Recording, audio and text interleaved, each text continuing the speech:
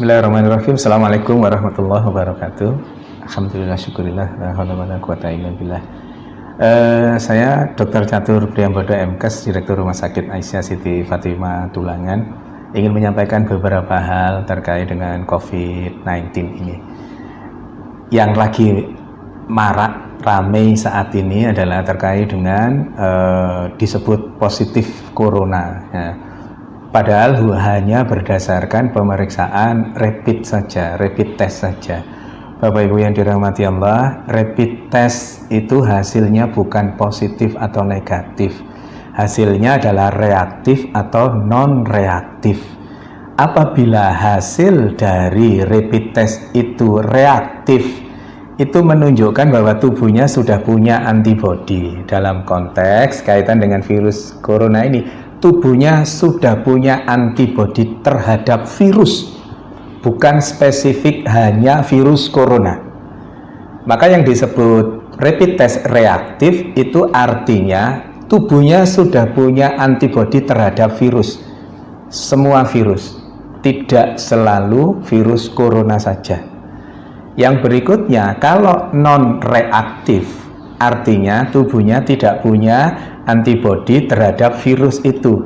Diasumsikan karena tidak punya virus, tidak punya antibodi, maka virus itu belum masuk ke dalam dirinya, atau sudah masuk tapi belum menunjukkan virulensi virus yang hebat sehingga membuat reaktif itu.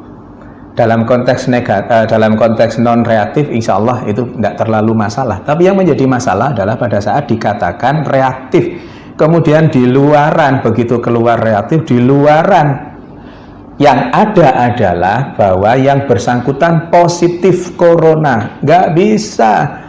Positif tidaknya corona hanya bisa dilakukan pemeriksaan melalui pemeriksaan swab tenggorokan itu, atau PCR, polymerase chain reaction.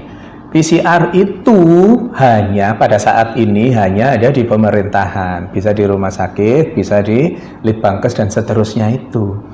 Maka selama belum ada pemeriksaan PCR, jangan pernah mengatakan seseorang itu positif atau negatif virus corona. Karena apa? Karena efeknya sangat dahsyat.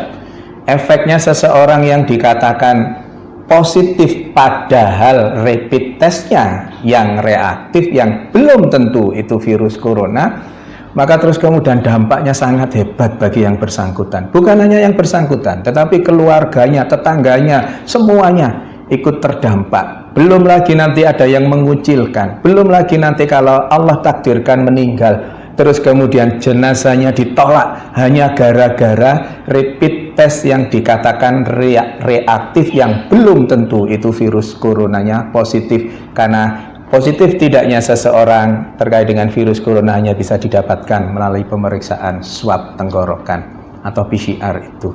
Maka Bapak Ibu yang dirahmati Allah, jangan mudah-mudah mengatakan bahwa seseorang positif corona, karena pada kondisi pandemi COVID-19 ini hal itu sangat sensitif.